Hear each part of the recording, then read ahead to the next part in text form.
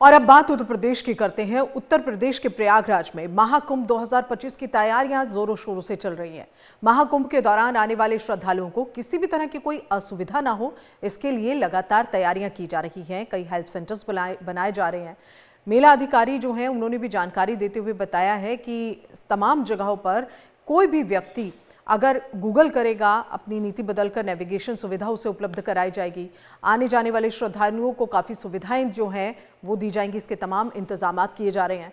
लोग मेला क्षेत्र के सभी क्षेत्रों को अपने गूगल नेविगेशन से देख सकेंगे। इसके अलावा खोया और पाया केंद्रों को भी इस ऐप के प्रयोग से लैस किया गया है। इस बार एआई का प्रयोग किया गया है। करीब 2700 कैमरे लगाए जा रहे हैं जो एआई सक्षम है, और एआई चैटबॉट को भी लगाया गया है जो एआई ऐप है, जिसमें अगर कोई भी व्यक्ति कुंभ से संबंधित किसी भी भाषा में कोई सवाल पूछता है तो उसे जवाब भी तुरंत मिल जाएगा। तो हर तरह से जो ख्याल है श्रद्धालुओं का रखा जाएगा और हर जगह कैमरे से निगरानी भी रखी जा रही है। तैयारियां जो हैं वो की जा रही हैं श्रद्धालुओं के लिए, किसी भी तरह की उन्हें कोई दिक्कत ना हो।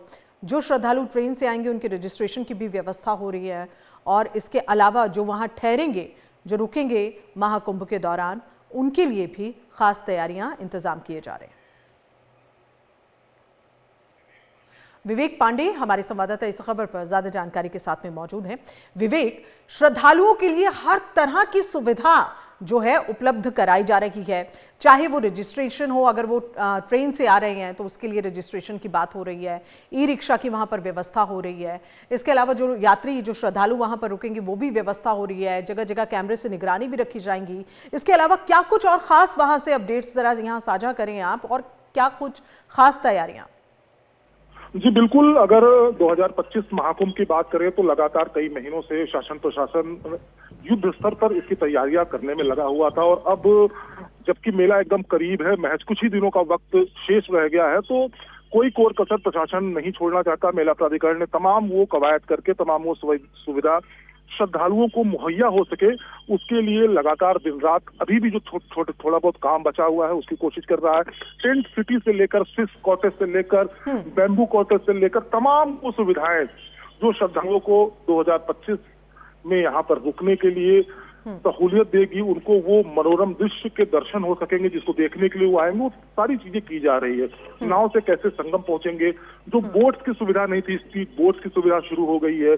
क्राउड मैनेजमेंट के लिए एआई कैमरे का प्रयोग किया जा रहा है कि किस तरीके से ये ड्रोन कैमरे से इनकी निगरानी रखी जाएगी कि किस तरफ भीड़ का क्राउड ज्यादा बढ़ रहा है, उसको मैनेजमेंट करने के लिए तमाम वो चीजें देखी जा रही है। क्योंकि अगर विगत वर्षों के अर्धकुंभ की बात करें तो रेलवे स्टेशन पर कुछ भगदड़ हुई थी जिसमें कुछ श्रद्धालुओं की मौत भी हो गई। तो इन चीजों से सबक लेते हुए इस बार कोई कमी प्रशासन करना नहीं चाहता है, और तमाम वो एहतियात भी लगातार अपनाया जा रहा है, जिससे इस बार का महाकुंभ अच्छी तरीके से दिव्यता और भव्यता के साथ हो सके, जिसका स्लोगन लगातार सूबे की योगी सरकार और केंद्र की मोदी सरकार दे रही है। तो ऐसे में जो चीजें हैं तैयारियों की, वो उसको अमली जामा पहनाने के लिए जो काम है वो लगातार कर रहे हैं। लगातार मुख्यमंत्री दौरा कर रहे हैं, और कल भी मुख्यमंत्री योगी आदित्यनाथ प्रयागराज पहुंच के तमाम उन चीजों की निगरानी दोबारा देखेंगे, उसकी जांच परख करेंगे, और क्या कमियां रह गई हैं उसको भी दुरुस्त कराने के लिए अधिकारियों को दिशा निर्देश देंगे। श्रद्धालुओं के ठहरने की भी खास व्यवस्थाएं की जा रही हैं, इससे जुड़ा क्या कुछ अपडेट? जी बिल्कुल, श्रद्धालुओं के रुकने के लिए जैसे कि विगत कई तरह की व्यवस्थाएं की गई थी, लेकिन उस व्यवस्थाओं को अब की बार और बृहद स्तर पर बढ़ा दिया गया है। अब जैसे पिछले महाकुंभ में जो स्विस कॉटेज और टेंट सिटी का निर्माण होता था वो तो होता था, लेकिन इस बार जो डोम सिटी भी बता दी गई है।